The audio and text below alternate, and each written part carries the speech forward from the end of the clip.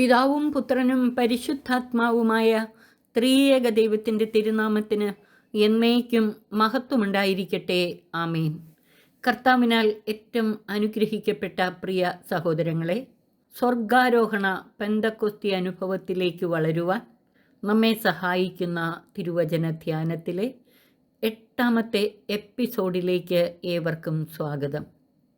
ഈ എപ്പിസോഡിൽ നാം ധ്യാന വിഷയമാക്കുന്നത് കഴിഞ്ഞ എപ്പിസോഡിൽ ചിന്തിച്ച വിഷയത്തിൻ്റെ തുടർച്ചയാണ്. അതായത് തിരുവചനം വായിക്കുമ്പോൾ നാം ശ്രദ്ധിക്കേണ്ട ഒരു പ്രധാന കാര്യം, കർത്താവിൻ്റെ വചനം നമ്മിൽ നിന്ന് ആവശ്യപ്പെടുന്ന പ്രത്യുത്തരങ്ങൾ എന്തൊക്കെയാണെന്ന് മനസ്സിലാക്കി അവ നിരന്തരം ധ്യാന വിഷയമാക്കണം. കഴിഞ്ഞ പ്രഭാഷണത്തിൽ 25 കാര്യങ്ങൾ നാം മനസ്സിലാക്കി. തുടർന്ന് 26 മുതലുള്ള കാര്യങ്ങൾ ഇന്ന് നാം ചിന്താവിഷയമാക്കുന്നു. 26 കർത്താവ് അരുളി ചെയ്യുന്നു, നിങ്ങളുടെ സ്വർഗസ്ഥനായ പിതാവ് പരിപൂർണനായിരിക്കുന്നത് പോലെ നിങ്ങളും പരിപൂർണരായിരിക്കുവിൻ. വിശുദ്ധ മത്തായി എഴുതിയ സുവിശേഷം 5:48. അതായത് ദൈവത്തിൻ്റെ പരിപൂർണതയിലേക്ക് വളരാൻ നാം നിരന്തരം പരിശ്രമിക്കണം.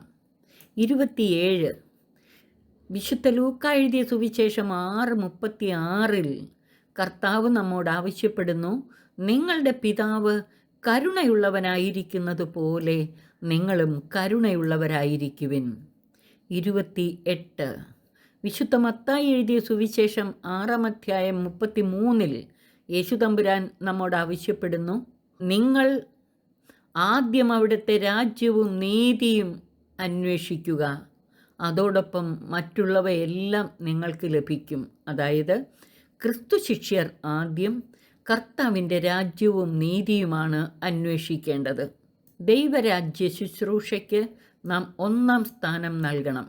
29 വിശുദ്ധ മത്തായി എഴുതിയ സുവിശേഷം 6:9-10 വാക്യങ്ങളിൽ പറയുന്ന ക്രിസ്തു ശിഷ്യരുടെ പ്രാർത്ഥനയുടെ പ്രധാന ലക്ഷ്യങ്ങൾ 3. ദൈവനാമം പൂജിതമാകണം, ദൈവരാജ്യം വരണം, അവിടുത്തെ ഇഷ്ടം സ്വർഗത്തിലെ പോലെ ഭൂമിയിലുമാകണം. ഈ ലക്ഷ്യത്തോടെ നാം പ്രാർത്ഥിക്കണം. 30 യോഹന്നാൻ ശ്ലീഹ എഴുതിയ സുവിശേഷം 14:20-23 വാക്യങ്ങളിൽ പറയുന്നു, കർത്താവിനെ സ്നേഹിക്കുന്നവർ കർത്താവിൻ്റെ കൽപ്പനകൾ പാലിക്കണം, കർത്താവിൻ്റെ വചനം പാലിക്കണം. 31 യേശു പിതാവിൻ്റെ കൽപ്പനകൾ പാലിച്ച് അവിടുത്തെ സ്നേഹത്തിൽ നിലനിൽക്കുന്നത് പോലെ നാം യേശുവിൻ്റെ കൽപ്പനകൾ പാലിച്ച് അവിടുത്തെ സ്നേഹത്തിൽ നിലനിൽക്കണം. യോഹന്നാൻ 15:10.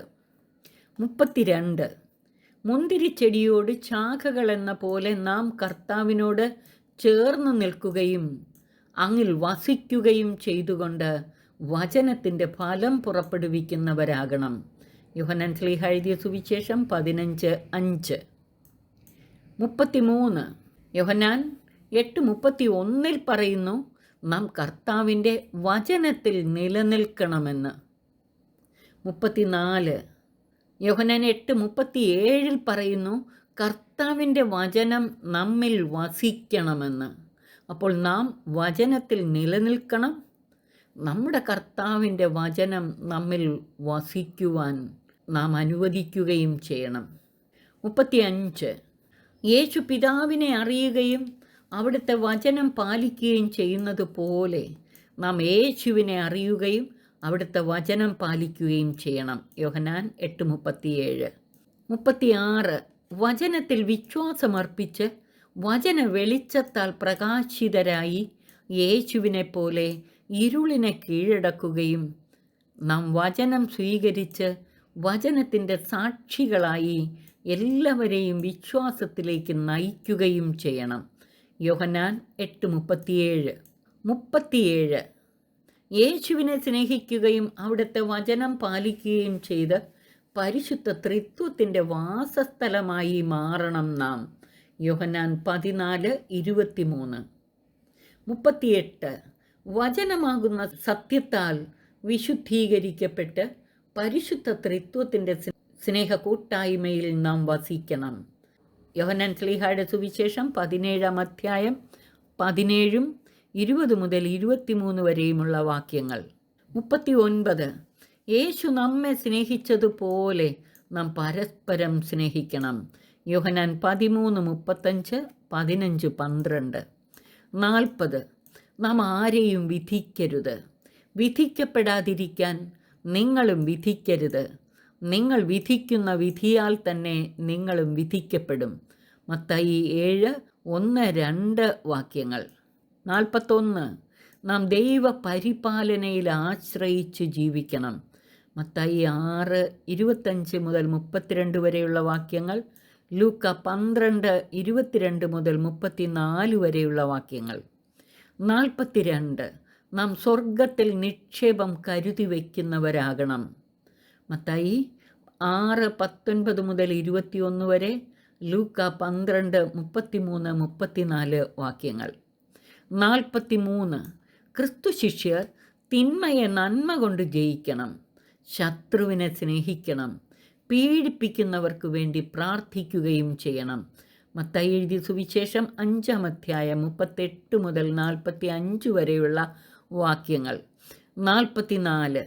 യേശു സ്വർഗസ്ഥനായ പിതാവിൻ്റെ ഇഷ്ടം നിറവേറ്റുകയും അവിടുത്തെ വേല പൂർത്തിയാക്കുകയും ചെയ്യുക സ്വഭക്ഷണമാക്കിയതുപോലെ ക്രിസ്തു ശിഷ്യരും ദൈവ തിരുഹിതം നിറവേറ്റാൻ വേണ്ടി ജീവിക്കണം. 45.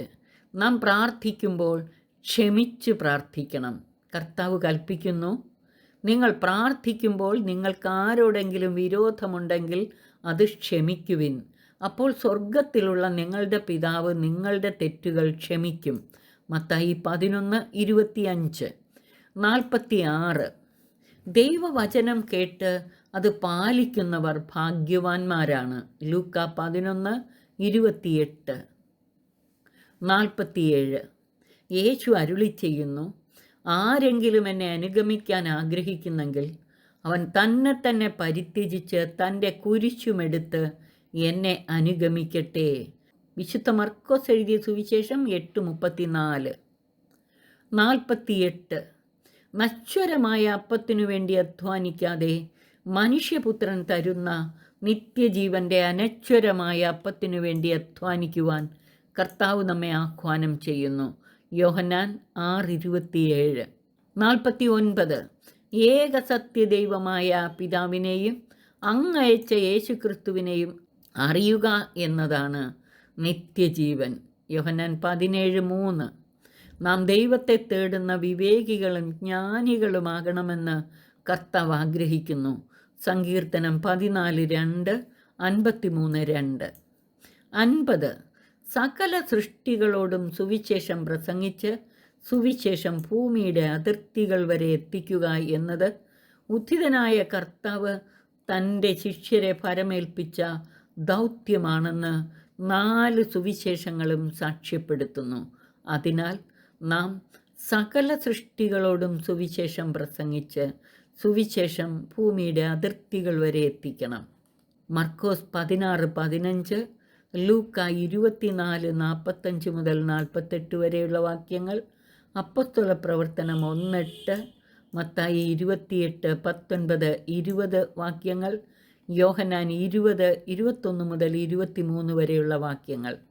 കർത്താവിൻ്റെ വചനത്തിന് നാം നൽകേണ്ട ഈ പ്രത്യുത്തരങ്ങളെല്ലാം നമ്മുടെ മനസ്സിൽ സൂക്ഷിച്ച് നിരന്തരം ധ്യാനിക്കുകയും മറ്റുള്ളവരോട് പങ്കുവയ്ക്കുകയും ചെയ്തുകൊണ്ട് കർത്താവിനെ മഹത്വപ്പെടുത്തി ജീവിക്കാൻ നമുക്ക് പരിശ്രമിക്കാം. ഇന്നു മുതൽ തിരുവചനം വായിക്കുന്ന ഭാഗത്ത് ആ വചനത്തിലൂടെ കർത്താവ് നമ്മോട് ആവശ്യപ്പെടുന്നത് എന്താണ്, എന്ത് പ്രത്യുത്തരമാണ് കർത്താവ് നമ്മിൽ നിന്ന് പ്രതീക്ഷിക്കുന്നത് എന്ന് തിരിച്ചറിഞ്ഞ് അതനുസരിച്ച് ജീവിക്കാൻ പരിശ്രമിക്കാം.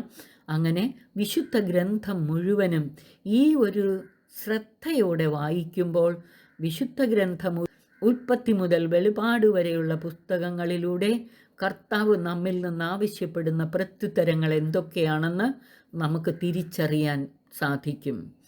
ഇവ മനസ്സിലാക്കി അവ കുറിച്ചു വയ്ക്കുകയും അവ ഓർമ്മയിൽ സൂക്ഷിച്ച് ധ്യാനിക്കാൻ ശ്രമിക്കുകയും ചെയ്യാം. നമുക്ക് സർവശക്തൻ നമ്മെ അനുഗ്രഹിച്ച് ആശീർവദിക്കട്ടെ. പിതാവിനും പുത്രനും പരിശുദ്ധാത്മാവിനും സ്തുതി, ആദിമുതൽ എന്നേക്കും. ആമേൻ.